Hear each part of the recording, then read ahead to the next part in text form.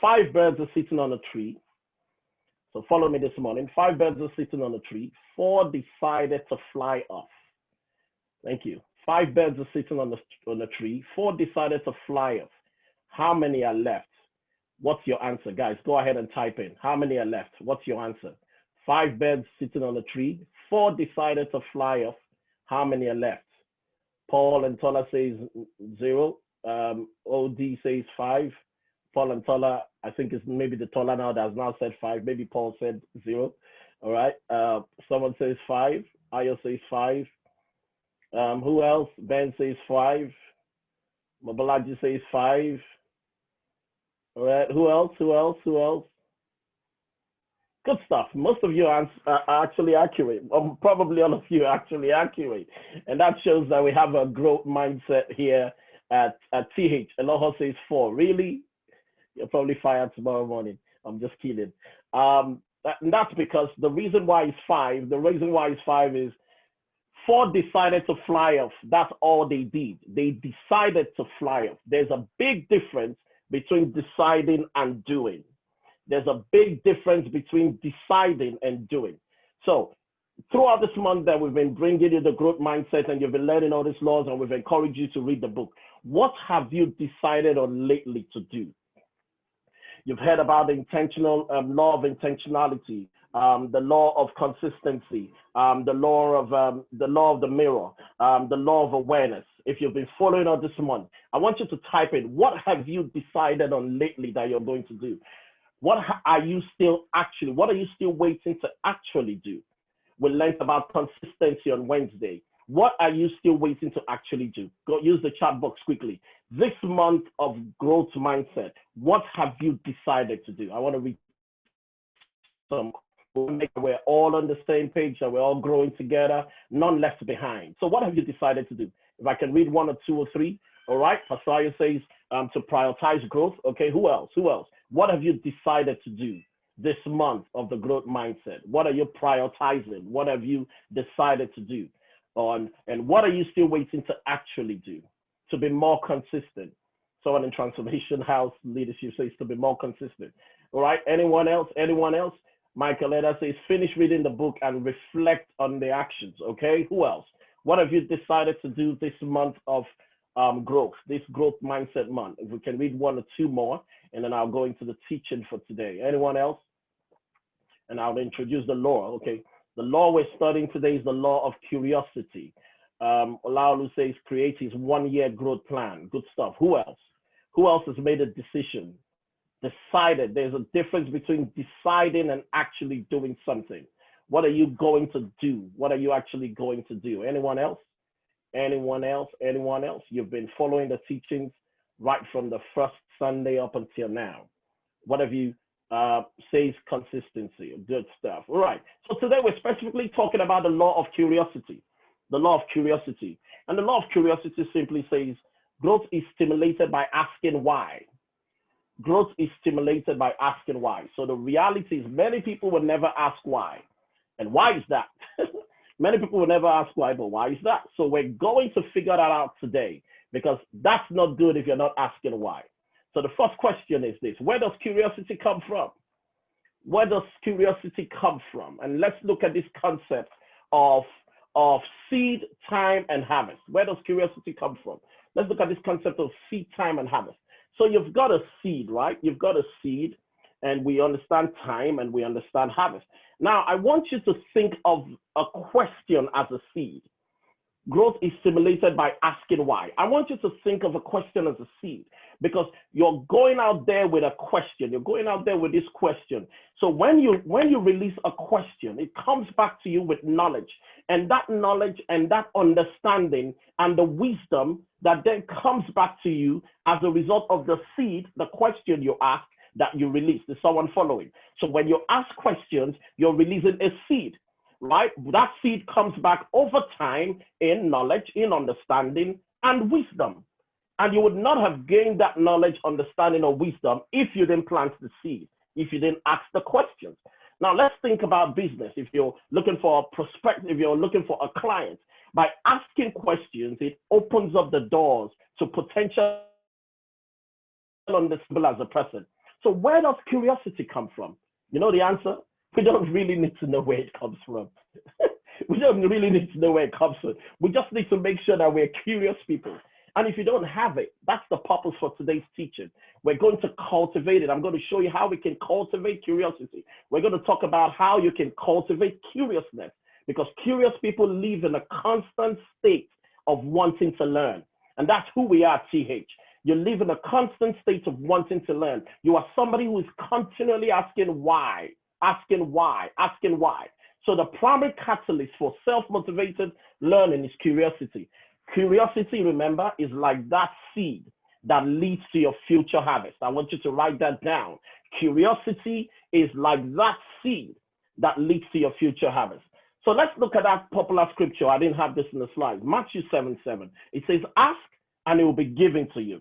Ask, right, and it will be given to you. Seek and you will find. Knock and the door will be open to you. Ask and it will be given to you. That talks of curiosity. Seek and you will find. Knock and the door will be open to you. Matthew 7:7. That was New International Version. Let me read the New Living Translation for you. It says, keep on asking. That's talking about curiosity. Keep on asking and you will receive what you ask for. It says, keep on seeking and you will find. Keep on knocking and the door will be opened up to you. Keep on asking and you would receive what you ask for. Keep on seeking and you would find. Keep on knocking and the door will be opened unto you. So listen, guys, if you seek and you would find. So notice that the finding of things, everybody wants to find the good. You know, everything in life, you want to find something good. But the finding is actually reserved for seekers. The finding is reserved for people who seek. So seeking comes first. So you have to have that curious mindset to seek. So that's like the question we're talking about. When you ask a question, think of it this way, that when you release that question, you are seeking. When you release that question, you are knocking. Scripture, knock, and the door will be opened up to you.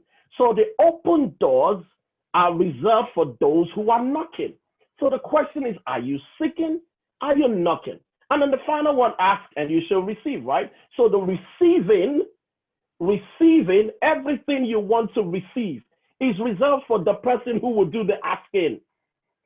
So to this afternoon, my question is, are you asking? Are you seeking? Are you knocking? Do you have a curious mindset to keep asking, to keep seeking, and to keep knocking? That's what that scripture meant. Ask, you will receive. The other scripture says, keep on asking and you will receive. Keep on seeking and you will find. Keep on knocking and the doors will be opened up to you. So going back to the book we're studying this month, which is the 15 Invaluable Laws of Growth, John Maxwell shared, we're going to go through 10 ways that you can cultivate curiosity. 10 ways that you can cultivate curiosity. And I hope you're making notes. We're looking at 10 ways you can cultivate curiosity. So if you're not good at curiosity, by the end of this teaching, you're going to have at least 10 strategies to improve your curiosity. Is that okay? 10 strategies to improve your curiosity. I'm really going to move quickly because of time, so bear with me if I speak really quickly. If I'm speaking too quickly, let me know in the chat box and I'll try and slow down, okay? 10 strategies. And then let me actually just say this. I always say this. If you don't have a strategy, you would always be in a struggle. If you don't have a strategy, you would always be in a struggle. So that's why we're going to be looking at 10 strategies. So number one, believe you can be curious. You have to believe that you can be curious. Curiosity comes from a desire to learn. So you need to cultivate a desire to learn. The single greatest difference between curious, growing people like we are in TH and people who are not growing is the belief that they can learn. In TH, we believe we can learn. We believe that we can grow, and we believe that we can change. Now, learn, growth, change comes from being curious. So if you're not curious, you don't really understand the purpose of asking questions. The purpose of the question is for you. Now listen, the purpose of why we ask questions is for us to grow, to learn, to change, to serve better, all those kind of things. So if someone lacks self-esteem or personal confidence, they feel foolish asking because of their limiting beliefs and self-perception. And I want you to really think about when you engage with somebody who's talking and who's asking, who's giving information, who's asking. So in every interaction this week, I want us to be very practical. In every interaction this week, I want you to think and be curious. What did I discover about this person? What did I discover about this situation? I heard a story of a guy on a plane. He sat next to somebody and he starts to engage. And the guy says, so tell me about yourself. Where are you from? What have you done? Why do you like this? Why do you like that? And all these questions went on for this hour-long plane ride. And one person was asking questions to the passenger next to him. And that person never turned around and asked questions back. But at the end of that flight, guess what? The person that was asked the question said to the other person, said to the other people and said, that was the most interesting person I have ever met. That was his take from all that interaction, that he met the most interesting person. Listen, guys, well, he didn't learn, even though he didn't learn anything about that person, that just asked him questions.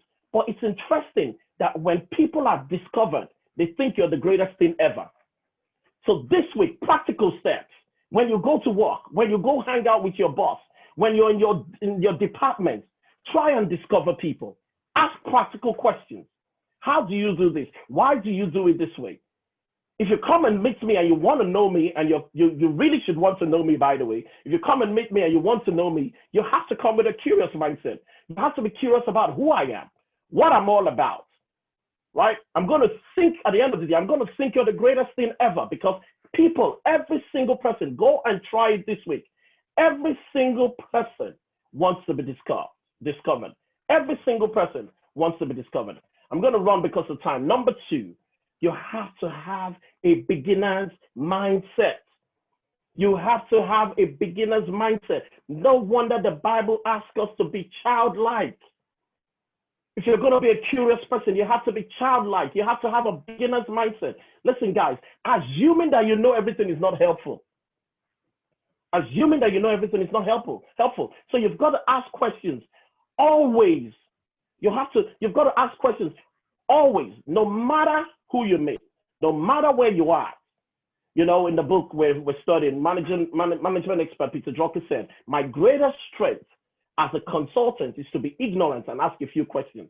But many a times we think when we're asking questions, we think we're being foolish. No, you're actually a learner. You're actually a learner. So sometimes lack of self-esteem or personal confidence issues is what makes you feel like if you ask a question, you're not all-knowing. No, that it's going to make you look foolish. No, that's not true. It's actually the opposite. When you ask the right type of questions, you're seen more as a strategist. You're seeking how you can serve the person better. You're seeking how you can serve the people in your office, in your relationships better. So you ask the right type of questions. How can I be better to you in your relationships? Ask the right questions, not questions that are probing, but asking with a childlike mindset that I want to be able to serve you better. I want to be able to understand you better. So you need to definitely, when you go out this week, go out, everybody in TH, I'm encouraging you, go out with a beginner's mindset. There must be fire in your heart for personal growth, to have that beginner's mindset. And listen, one thing we do wrongly, when you hear an information that you already know, treat information you already know as a confirmation of your understanding. Don't go and say, I knew that already. Treat it as a confirmation of your understanding. So if you meet somebody and I'm asking questions and they're telling me something I already know, don't think it's a waste of time. Just think, okay, that's exactly what I thought. That was my thought. You are actually amplifying what I was thinking. So that confirms it. I'm on the right path. So think of it that way when you meet someone that's telling you what you already know. Not for you to stop asking questions. I'm running because of my time. Number 3, make why your favorite word. Make why your favorite word. Make why your favorite word. Focus on questions. Focus questions often start with the word why. Focus questions often start with the word why. Why gets to the core reason. It gets to the cause, the intent, the purpose of the thing. Straight to the point. Why does this work this way? Why is this happening? Why am I not getting yeses on my presentation? Why is my organization not growing? Why are people not attracted to my business?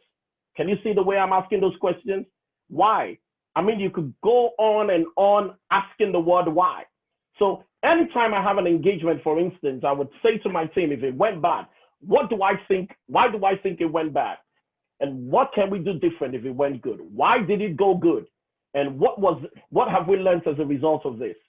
What was it about this that gave us a positive result? You're always asking why, so you can push yourself, listen, in the direction of growth.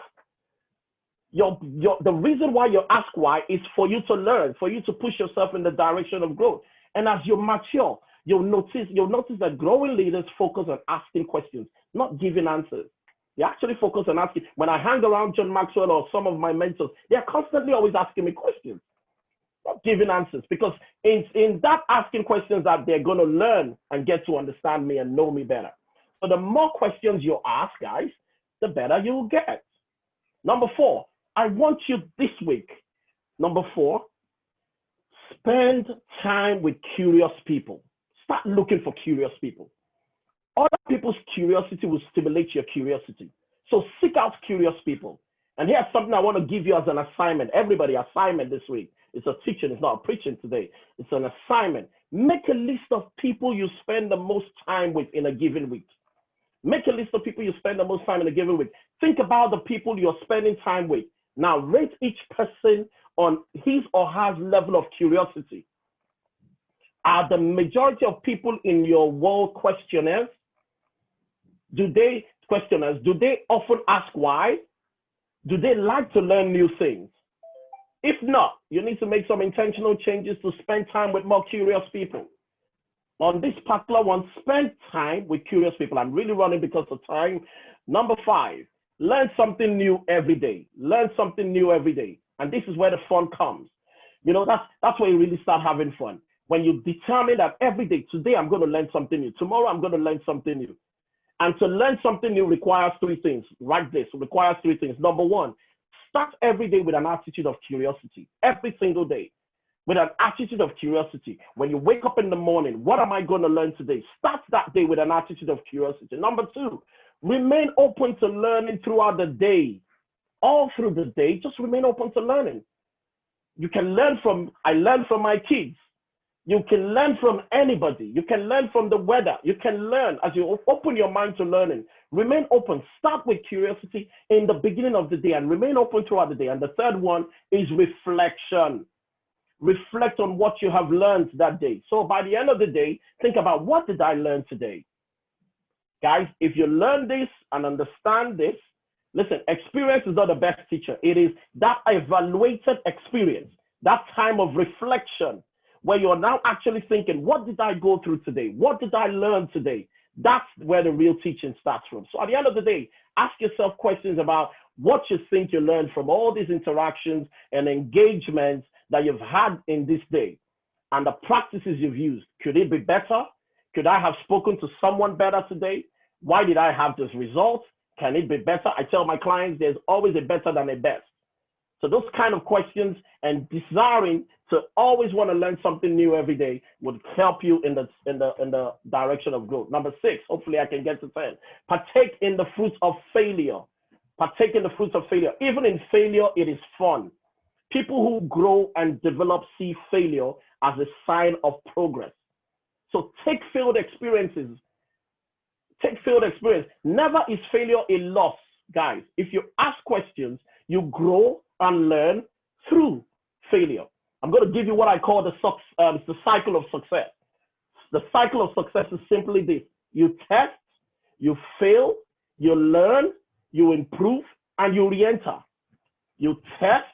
If you test, the whole purpose of testing is to fail. But the only reason why we call failure what it is because we're not learning anything from it. So you test, you fail. After failing, you learn. After learning, you improve on that stuff and you go back again to test. That's the cycle of success. So plan to fail, because with failure, you're going to learn something. All right? Listen, guys, that's how we learned how to ride bicycles. That's how we learned how to walk. We failed walking.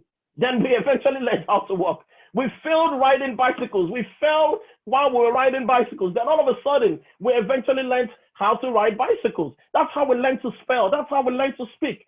Nobody started calling water, water. You started with wah, whatever that you did as a child. And then all of a sudden, you're able to spell it. You're able to speak it, right? We all talk about Thomas Edison, a guy who failed 10,000 times. right? In our minds, he failed 10,000 times. But Thomas Edison will tell you, I just found 10,000 ways not to do something. So you see the perspective. So guys, this week, make up your mind to go out and fail. But make sure that your failure is that you're going to learn something from it. Number 7, I'm jumping because of time. I don't even know what my time is looking like at the moment. Stop looking for the right answer, number 7. Stop looking for the right answer. And while there may be better answers, don't always assume that there's only one right answer, one right direction to go in. So instead of saying if you hear that statement, my internet connection, can you hear me? Can you hear me? Can you hear me? All right. So instead of saying, you hear, how many of you have heard that word? If it ain't broke, don't fix it. That's such a lame word to use. Listen, if it ain't broke, don't fix it. Let me show you 3 different ways to answer that question. If it ain't broke, how can we make it better? If it ain't broke, how can we make it better? If it ain't broke, when is it likely to break in the future? If it ain't broke, how long will it serve us as the world changes? That's asking better questions. If it ain't broke, how can it make it better? If it ain't broke, when is it likely to break in the future? If it ain't broke, how long will it serve as the world changes? That's exactly how Steve Jobs started Apple. He started by questioning the status quo. So what status quo in your life, be it spiritual, be it physical, be it in your relationships, what are you questioning? Don't go without if it ain't broke. If it's working, then we don't need to change anything. No. How can we make it better? When is it likely to break in the future? Right? And that's the mistake a lot of my clients make, this mistake. And I tell them, they come up with all these fantastic ideas of the blessing they think they're going to be to the world. And then they're so excited about that idea. And then they get to the marketplace and they crash. And I'm always like, yeah, because you think it's a fantastic idea. You are the one that has a PhD. But the marketplace is not looking for somebody with a PhD. So you want to ask questions and find out what the marketplace is doing, what the marketplace is asking for. When you solve the problem of the marketplace, then you're going to have a fruitful business. Not because you did all the studying, not because you have the experience. No, you can be saying one thing, but the marketplace is requesting something else. That means you haven't listened to the marketplace. So for everyone who's in business, if you ask the right questions to the marketplace, you'll be able to serve them better. Remember, come with a beginner's mindset. It's not about me. What can I learn about you to serve you better? And that's the question we're asking in TH all the time. How can we serve you better? How can we give you a better customer service experience, a better worship experience? Because it's really not about what we think as the leaders, it's how do you like to be served? And that's what you need to take to your businesses also. That's what you need to take to your relationships. Number 8, get over yourself. I want everybody to type this one. Put your name there. Get over yourself. Put your name there. Get over yourself. I want to read some names. Get over yourself. Ayo, get over yourself. Oh, that felt good. Bukola, yes. Bukola, definitely. Get over yourself.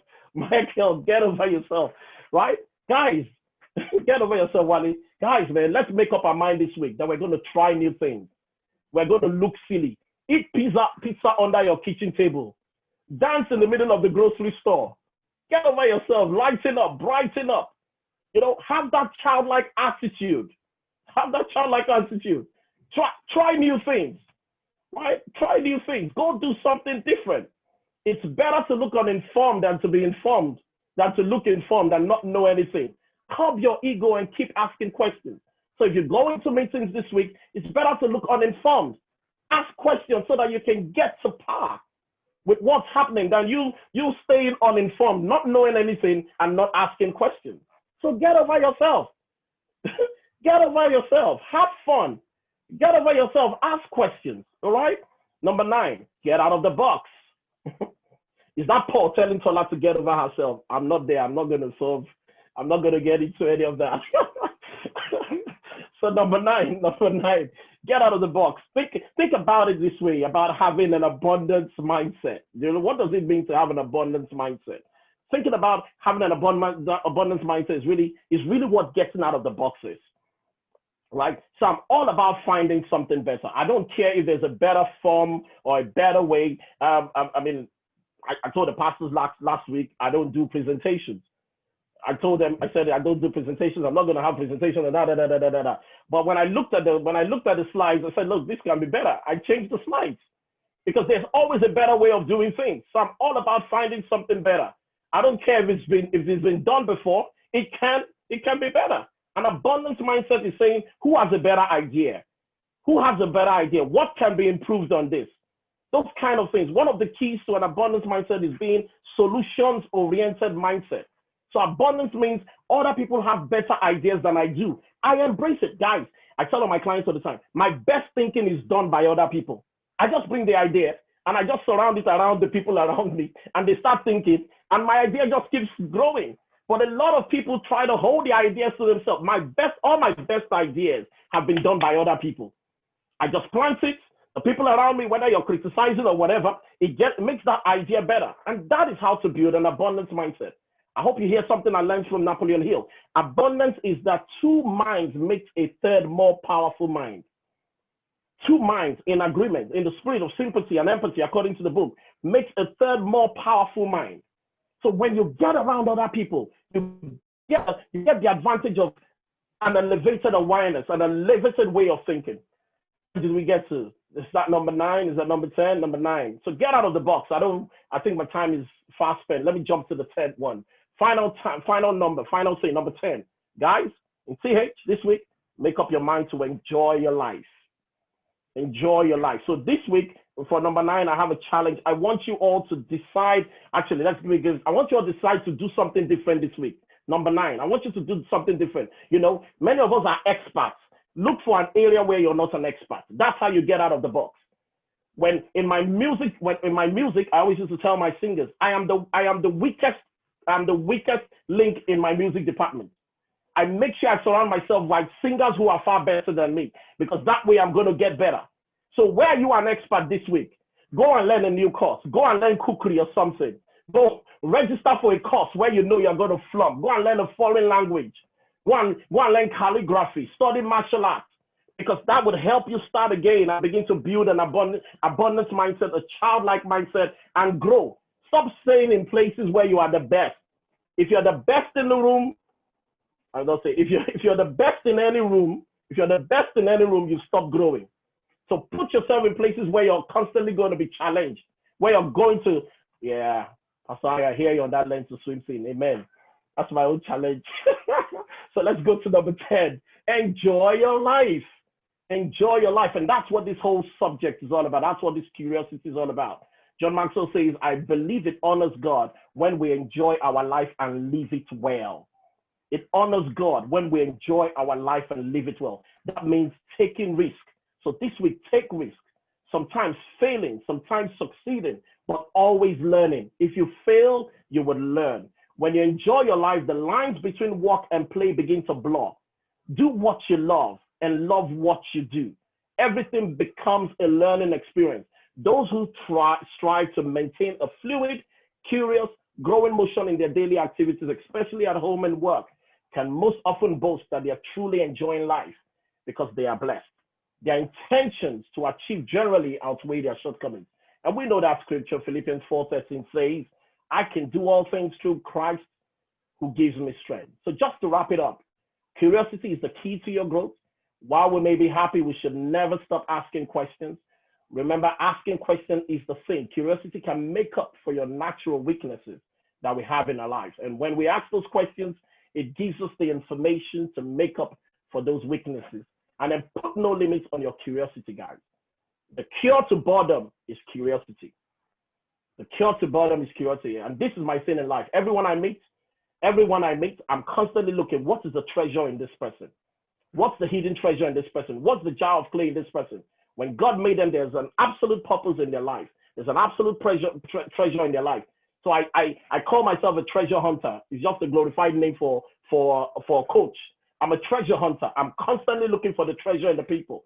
I'm constantly reminding them of their God-given potential, who they were called to be. And that's my aim in life. So when I meet someone in my mind, I'm the treasure hunter, discovering the person. What can I learn about this person? What was this person called to be? How can I get on this person's side to help them fulfill their God-given potential? And guys, you all can do the same. Can we just pray quickly? I want you to, however way this message has spoken to you in any way, Make a decision that you're going to be curious. Sorry, I may have gone over time a bit. Make a decision that you're going to be curious. In what areas of life you're going to be curious. And let's go out there and let's make a difference in the world. God bless you.